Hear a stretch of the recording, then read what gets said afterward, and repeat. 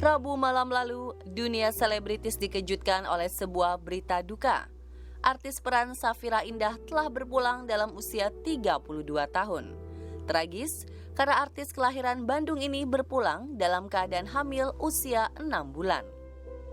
Kepergian Safira begitu tiba-tiba. Seperti dikatakan oleh suaminya, Riko Hidrosdaeng, tak ada riwayat penyakit berat yang dimiliki Safira sebelumnya. Riko menuturkan, sang istri yang nafasnya sesak pada hari Senin malam lalu. Safira pun dilarikan ke rumah sakit. Entah mengapa, setelah menjalani perawatan, Safira malah terdeteksi ada masalah pada paru-parunya. Riko merasa normal-normal saja dengan kondisi istrinya. Semua terjaga.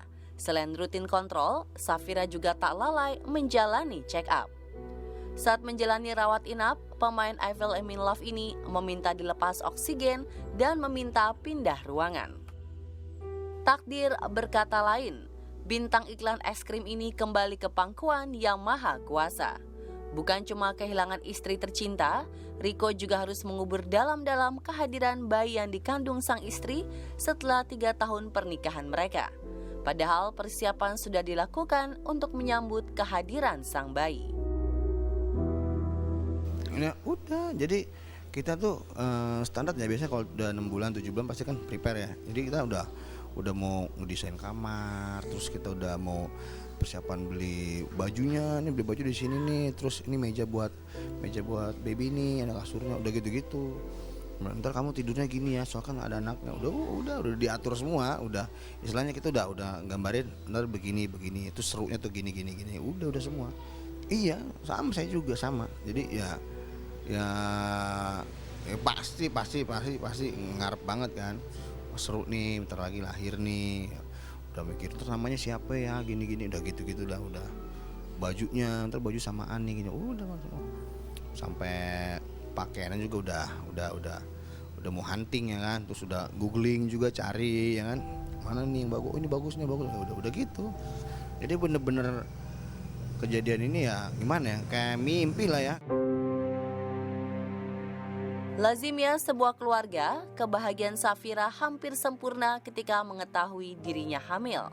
Terlebih, jabang bayinya berjenis kelamin wanita. Desain kamar pun sudah disesuaikan untuk anak perempuan. Bahkan Safira berencana hendak membeli baju seragam untuk keluarga kecilnya. Jadi kamar kita tuh mau didesain, ditambahin tempat babynya. Dia ngasih tunjuk gambar sih, kayak gini desainnya gitu. Bagus sih. Udah cewek. Makanya desainnya memang buat anak cewek kan. Baju-bajunya juga ini bagus nih gini. Makanya dia seneng kok anak cewek, berarti bajunya bisa sama dia gitu. Kehamilan ini memang sangat ditunggu-tunggu. Saban malam Safira mempunyai kegiatan rutin. Kamar tidur menjadi tempat favoritnya untuk menghabiskan waktu dengan membaca buku tentang kehamilan. Safira melengkapinya dengan membuka channel YouTube. Ya, tiap malam rutin googling, nonton YouTube, rutin. Kegiatan tambahan semenjak hamil. Dia senang justru ngeliat, kan nambah ilmu kehamilan kan gitu. Hampir tiap malam. Tak hanya suami dan keluarga, Ayu Ting Ting mengaku terkejut mendengar kabar sahabatnya ini telah berpulang. Ayu juga mengetahui Safira yang sangat mendambakan kehamilannya ini. Hah? Maksudnya gimana nih?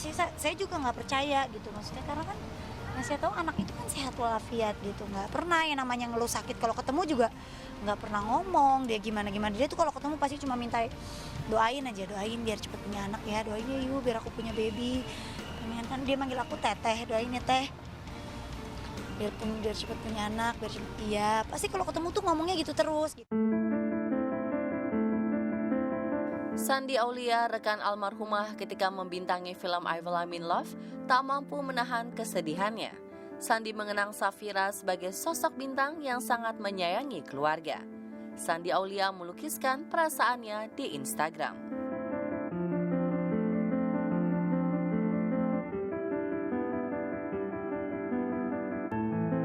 Penyesalan datang dari Caca Frederika. Pesan melalui media WhatsApp yang diterima dari almarhumah belum sempat dibacanya, termasuk pesan di Instastory-nya.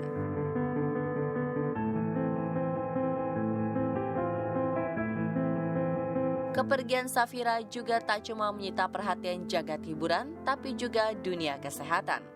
Bagaimana pandangan ahli kandungan Dr. Muhammad Ilham dengan yang menimpa Safira? Apa sebenarnya penyebab kematian Safira dan jabang bayinya? Itu nomor satu, ada hal yang perlu diketahui semua masyarakat kita, bahwa kematian itu tidak terjadi tiba-tiba, kecuali karena kecelakaan. Ya. Jadi ada suatu proses ke arah kematian ibu. Nah, kemudian tinggal kita, apakah kita mendeteksi dini adanya kelainan yang mengarah kepada kematian ibu. Lah kalau tidak terdeteksi, ya terang aja, contohnya pada kasus ini nggak ada apa-apa kok, tapi tiba-tiba sudah penyakit paru. Lah penyakit paru pun itu kan masih ada prosesnya. Jadi ada sesuatu di sini yang miss, yang perlu dilakukan deteksi di titik awal. Diperlukan keterbukaan informasi antara dokter yang menangani dengan kondisi seorang ibu hamil.